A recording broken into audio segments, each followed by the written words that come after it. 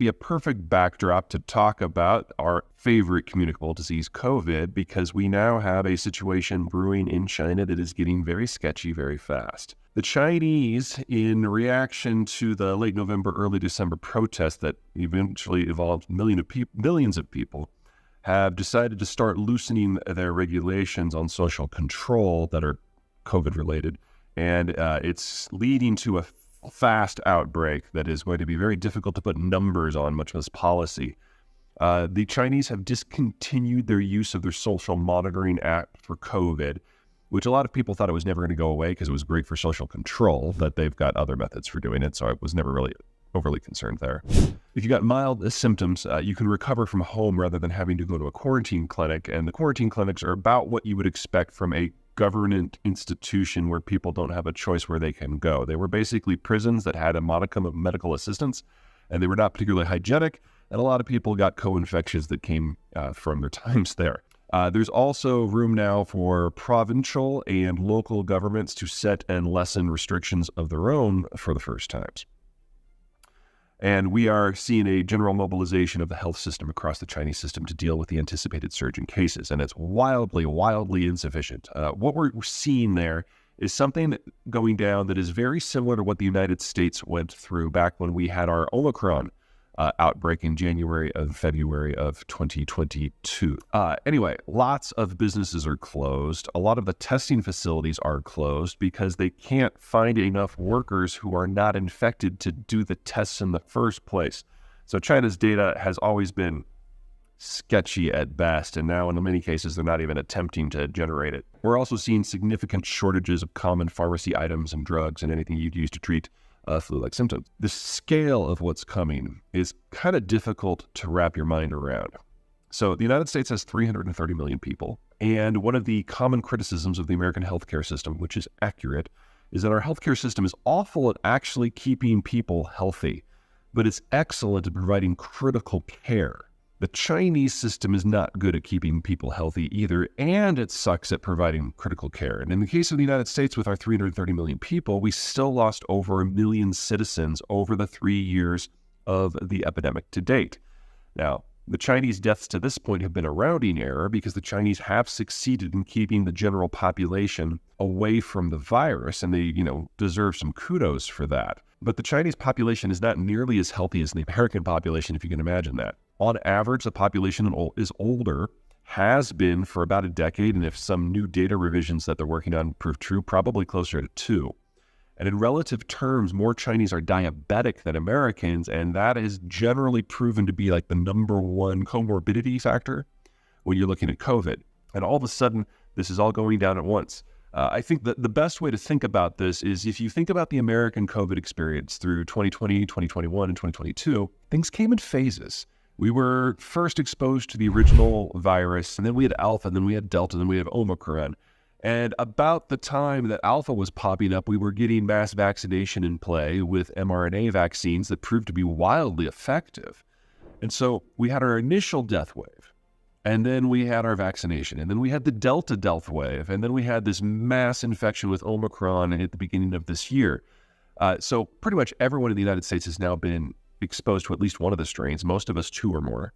And most of us have gotten vaccinated, and with a plurality of those people actually getting boosted. People like me have, immunocompromised. I think I've had 5 shots now. The point is it didn't happen all at once. And we all have experienced a degree of exposure and protection. The Chinese don't have that. The Chinese vaccine was barely functional against the original wild strain out of Wuhan, and against the current Omicron Q11, I can't even remember the name of the strain. Against the current strain, it doesn't work at all. And say what you will about the Chinese health system, the lockdowns, the perpetual lockdowns, did succeed at limiting exposure, so no one has natural immunity either. So you cut all this loose at the same time, and we're talking millions of deaths. Because the R0 for the current strain, what's the best way to do this? Let me compare it to measles. So measles has an R0 of 12 to 18, which means your average infected person will then go on to infect another 12 to 18 people. I have not seen an estimate out of China suggesting that the current strain is better than measles. Most indicate it's worse. There's an open question of fatality rates, and that, of course, is where the Chinese are doing their normal makeup data as they go along. They're projecting that the death rate is 100 per 100,000 infections, which would be about the same death rate you get from stubbing your toe. And that is just obviously laughable. It'd be less severe than what the flu is. More likely, we're looking at something at least 15 to 20 times that. At least that's what data from the rest of the world would suggest. So from a health point of view, what's about to happen is just horrific. We're talking probably millions of deaths in a relatively short period of time, as 3 years of exposure American style has been compressed into just a few weeks, and it was kicked off with several hundred super spreader events during the protests. So the next question, of course, comes back to politics. Chairman Xi has set up a system where in the face of massive unrest, he's allowed a lessening of restrictions, and he's now passing the buck to local and provincial governments, allowing them to loosen and tighten policy. But in a cult of personality system, this can very quickly lead to a crisis of confidence in the ability of the government to function at all, because it's not any longer clear who is pulling the shots. You could have a nightmare scenario where a policy failure in a single province leads to out-of-control death rates, in which case nobody trusts the government at any level. Or from Xi's point of view, you could have the opposite happen, where a local province generates a spectacular local health policy and manages to keep COVID under control as well as keeping the economy open. That would be a direct challenge to Xi personally. More likely, we're going to see some broad-scale incompetence here because Xi has spent the last 10 years purging the system of anyone who is capable of conscious thought. History tells us that when China spins apart, it goes down one of two ways. Number one, the center over-concentrates power, and the inefficiencies eventually bring the system down. At the moment, Xi is not going that direction. The other option is that the provinces take power because, for whatever reason, the center can't wield it, and they go their own way. And so we've got this weird moment, which is actually almost unique in Chinese history, where we clearly have a centralized imperial despot in the person of Xi Jinping, but he's refusing, for whatever reason, to use that power to control the current situation. So we can actually get the worst of both worlds here, as he lets governments have enough rope to hang themselves and then goes back in as the savior and locks everything back down. I mean, that's just one possibility here. But no matter how this goes at this point, we are talking at China being offline from a manufacturing point of view for at least the next 3 or 4 months, because it will take them that long for this current version of COVID to boil through the population. And we're already seeing mass closures of a lot of health and health adjacent systems that already can't cope. And we are still in the very, very, very. And so China cannot adjust its policy because there's no longer a cadre of smart people to make the policy in the first place. People are carrying out what Xi says to the best of their ability because he's their emperor, and that's that. And so we're seeing these amazing policy disconnects in health, in agriculture, in electricity that shouldn't happen in a country that has a leader with an IQ of at least 95. Right. And it's destroying the Chinese capacity to be the China that we know. Could China become a failed state? I think we're on our way to that. I don't think China's going to be a nation state by the end of the decade. I think we're looking at dissolution. If you look at the 5,000 years of Chinese history, this is the norm. Now, there's a lot of other things going on with the Chinese space regards to the Ukraine war, because at first the Chinese saw the war starting like, excellent. We're going to get a litmus test for our strategy for Taiwan. It's going to be easy, and we're going to show the world that we can just go and grab it, and they just have to suck it up. It has not gone to plan. So number one, the Russians are having some severe problems in dealing with the Ukrainians, and the Russians know where all the infrastructure is in Ukraine. There is a huge population mismatch, there's a huge military mismatch, but most of all, there's no barrier between the Russians and the Ukrainians, and they're still having problems. Well, Taiwan has been preparing for the China war now for 70 years, and there's a body of water in between. So all of a sudden, these rosy military goals and estimations that the Chinese have gone out the window. Second, the sanctions. Say what you will about the Russian economy. It's not great, but they are a massive exporter of food and energy. If the sanctions that were on Russia now were put against China, China would decivilize in less than a year because it's the world's largest importer of food inputs, and energy. There's no way you can maintain that system without full access to everything. And probably the one that even worries the Chinese more now are the boycotts. The idea that people, individuals, have any say in how an industrial process might happen or on like war policy, that's just antithetical. But it's happened, and it's been more effective against Russia than the sanctions have been. Well, that's the entire Chinese economic model.